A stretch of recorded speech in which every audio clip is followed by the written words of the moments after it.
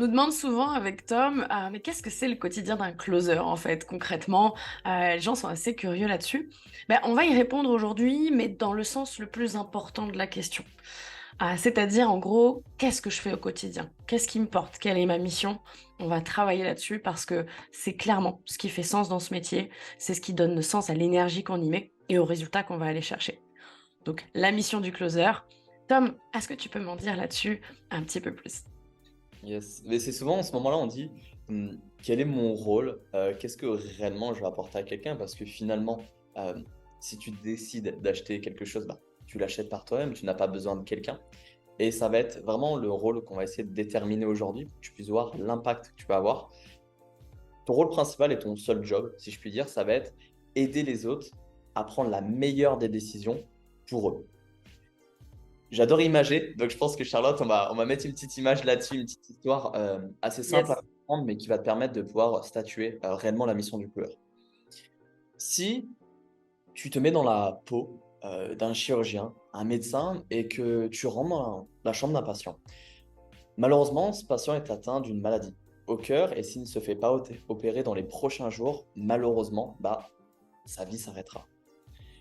Et en soi, à ce moment-là, tu es quand même dans une forme d'équilibre toi, en tant que médecin parce que cette opération que tu lui proposes, c'est une opération que tu as déjà fait des centaines de fois et tu es sûr et certain qu'elle va fonctionner et qu'il a encore de beaux jours heureux devant lui. Maintenant, la personne qui est en face de toi, elle, ah, elle n'est pas habituée à ce type d'opération. C'est pas tous les jours qu'on fait ce type d'opération, donc elle a peur. Et là, à ce moment-là, le médecin, qu'est-ce qu'il doit faire? Est-ce qu'il doit abandonner et dire, bon, bah, finalement, c'est pas si grave? Ou pourtant, vu qu'il est sûr et certain, influencer la décision de son patient à bah, simplement faire le bon choix et du coup accepter l'opération? Là, la réponse, clairement, tu t'en doutes, c'est bah, qu'il doit faire ce geste-là et convaincre en soi le patient de lui dire oui. Est-ce que maintenant, le médecin, le chirurgien fait une action mal? Je pense que non, parce qu'il sauve une vie.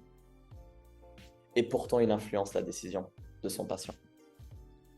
Et pour mettre le parallèle sur le closing, aujourd'hui, tu as quelqu'un qui a une problématique et qui veut une réelle transformation. Donc, une solution dont il n'est pas habitué. Donc, aujourd'hui, ton impact va être de simplement lui poser les bonnes questions et qu'il puisse conscientiser de sa situation. Et le parallèle qu'on parlait aussi tout à l'heure, Charlotte, c'est bah, le fait que bah, si on a un rôle à jouer, c'est que c'est en dehors de la zone de confort, parce que sinon, ça ferait pas sens.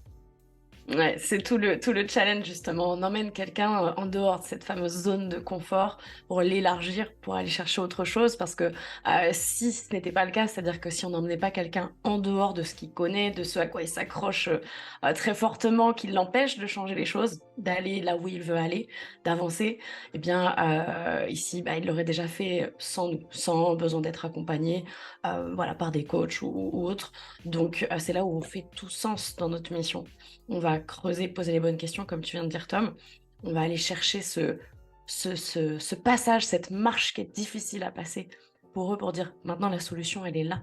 Si effectivement tu veux te rendre là, on y va.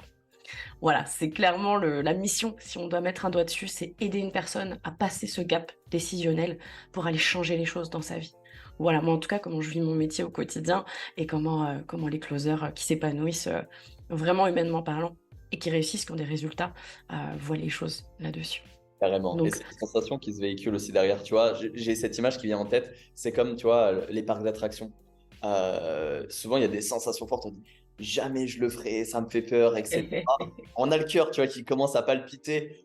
La petite sueur, on dit, oh là, non, mais pourquoi pas, Non. Et en fait, finalement, on y va. Des fois, parce qu'on a ce petit truc qui nous fait, mine de rien, peut-être tu vas louper quelque chose. Et finalement, quelle est la pensée qu'on se dit tous après? Oh, bah finalement, ça faisait pas si peur que ça. ça valait le coup. C'est exactement ça. Donc c'est normal en fait d'avoir cette petite palpitation, d'avoir de dire non, non, non dans le premier aspect. Maintenant, est-ce qu'on en est satisfait? On est passé. Mais le plus important, c'est de le voir de l'intérieur.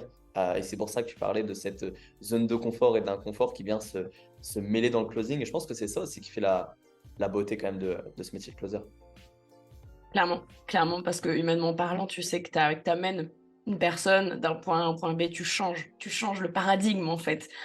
Si tu es bon avec la personne de manière efficace, éthique, tu connais ton travail quand tu es closer, tu as les bons outils, tu es un professionnel, donc tu sais comprendre l'écosystème de cette personne. On en a parlé sur plein d'autres épisodes, d'hommes ensemble. C'est vraiment, on est des chirurgiens là-dessus, d'aller poser les bonnes questions, d'aller comprendre et d'aller amener ce switch. Clac, parce que moi j'ai le bruit de clac, tu sais, qui vient quand je close, c'est OK, on a passé la couche dure et c'est parti. Maintenant, la personne, elle va pouvoir y aller vraiment. Yes. Ouais. Par contre, grosse parenthèse, grosse guillemets, la vie n'est pas tout beau tout rose. Donc c'est normal que quelqu'un te dira non. On n'a jamais tous dit oui du premier coup. On a toujours nos petits démons intérieurs, la petite voix qui nous dit est-ce que tu es sûr de ce que tu fais? Est-ce que tu as peut-être peur? Non, on va réfléchir, c'est mieux. Et finalement, comme tu l'as dit la dernière fois sur le dernier podcast, c'est vraiment cette balance et l'équilibre. Et en fait, en tant que closer, toi, tu dois être prêt à cette friction, si je peux appeler ça comme ça. Pourquoi? Parce que bah, la personne va te dire non. Et si à partir de ce moment-là, bah, toi, tu viens un petit peu t'irriter, dire mais pourquoi tu me dis non, je ne comprends pas, la solution c'est la meilleure, bah, ça ne fait pas sens. Parce que tu viens imposer ta vision, tu viens rajouter de la friction. Alors que la friction en disant le nom de ton prospect, c'est une friction saine. Parce que simplement, il dit, euh, enfin, tu ne sais même pas clairement, j'ai envie de dire réellement le fond de sa pensée. Et c'est à ce moment-là que tu devras creuser cette friction saine et dire, bah, ok, dis-en-moi plus. Et à partir de ce moment-là, tu ne dois pas bah, dire j'ai la meilleure des méthodes, comme certains le feront, dire je suis meilleur du marché, etc. Tutti quanti, bref, on l'entend à tirer l'arigot. Tour de bras. Et le point le plus important, c'est qu'il n'a jamais existé un seul chemin pour arriver à une destination. Donc, la réaction que ton prospect a via cette friction qui t'amène, bah, c'est propre à lui. Donc, c'est propre à des schémas de pensée, c'est propre à des croyances limitantes qu'il a peut-être vécues par le passé, qu'il a peut-être vu par différentes situations autour de lui. Et finalement, si ces croyances ne se sont pas éclatées et cassées, c'est normal qu'ils te disent non. Et c'est pour cela que toi, ton travail, c'est de venir en collaboration, j'aime bien dire le fait de mettre ta chaise à côté, pour dire, OK, on avance dans la même direction, maintenant, qu'est-ce qui fait que? Est-ce que c'est réel? Est-ce que réellement ça fait sens? Finalement, qu'est-ce que tu risques? Et en posant les bonnes questions, comme le chirurgien l'a fait dans mon image, bah, finalement, on accepte.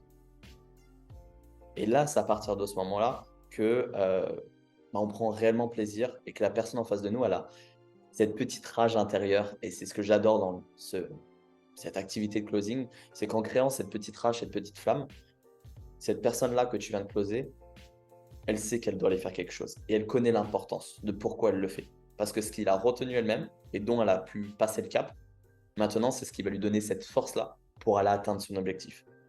Peu importe la thématique du closing, que ce soit l'immobilier, la bourse, le closing lui-même, le sport, le bien-être, à partir du moment où tu as réussi à faire ce cap avec elle, ça devient un jeu d'enfant, j'ai envie de dire le reste, et elle sait pourquoi elle fait les choses. Ouais, exactement, c'est la partie la plus dure pour elle, donc tu l'as accompagnée jusqu'au bout. Ça, c'est excellent. Donc ça demande au quotidien à ce métier-là de l'adaptabilité, énormément de curiosité, de volonté d'aide. Tout ça, ça t'amènera à un équilibre métier, si je peux dire, parce que c'est une activité où tu vas être responsable de tes résultats et tu vas pouvoir avoir vraiment le bon équilibre. Gestion de mon activité, réussite de cette activité et épanouissement aussi. Parce que tu vas être en cohérence avec ce que tu fais, avec ce qui se passe pour les personnes que tu accompagnes. Tu vas être vraiment sur le bon équilibre. Souvent, on utilise le mot bilan dans les podcasts, mais parce que c'est extrêmement important. Là, on trouve le bon équilibre. On avance sur le concret, la compétence, les outils, le savoir-faire, et également tout ce qui va être ta personnalité et la volonté de vraiment accompagner, aider dans ce switch au niveau de tes prospects. Et là, l'équilibre est gagnant pour tous les closers qui appliquent cette équation, si je peux dire. Yes. Et je vais remettre une dernière image parce qu'elle vient de me venir en tête. J'ai l'impression que j'ai que ça. Mais comme on dit, une image vaut mille mots. Euh, Tu vois, pour te mettre un dernier parallèle et que tu puisses réellement pouvoir comprendre, bah, quand tu rencontres quelqu'un, que ce soit ton partenaire de vie actuel ou que ce soit une rencontre que tu fais, il y a un rendez-vous.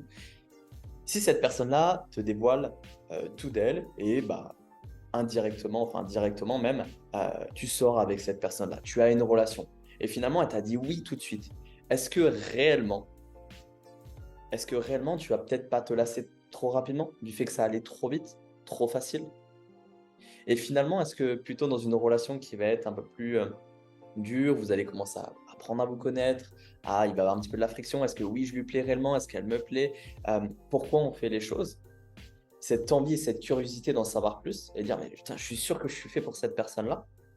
Et ben le fait de mettre des actions en place, le fait de vraiment, se challenger pour une finalité commune, parce que là, il y a un point de vue positif à la fin, et ben ça nous donne beaucoup plus envie d'aller de l'avant. Qu'est-ce que j'entends par là? C'est qu'il faut énormément travailler pour aller atteindre des objectifs et prendre la responsabilité qu'aujourd'hui, vu que c'est, une activité avec un impact, si par exemple demain tu arrives devant ton partenaire de vie et c'est la première fois que tu le rencontres, et si tu es trop brut, trop cash, est-ce que tu penses que ça va lui plaire? Ou au contraire, si c'est quelqu'un de, hem, tu es très timide et tu poses pas aucune question, est-ce que réellement cette personne-là va vouloir en savoir plus sur toi? En fait, tu dois toujours faire un travail sur toi-même qui fait que tu auras un réel impact. Donc que tu sois introverti, extroverti, le but étant, c'est de trouver ta qualité, de l'amplifier et tes défauts, venir simplement travailler avec. T'inquiète pas, c'est pas naturel d'être parfait du début et sinon ça serait tellement chiant et tellement ennuyeux que, c'est simplement au fur et à mesure. Donc voilà clairement la mission du closer. On t'a fait un bon petit récap là je pense. Si tu as des questions, n'hésite pas à pouvoir nous les poser et on te dit à la semaine prochaine pour un prochain podcast. Ciao, ciao.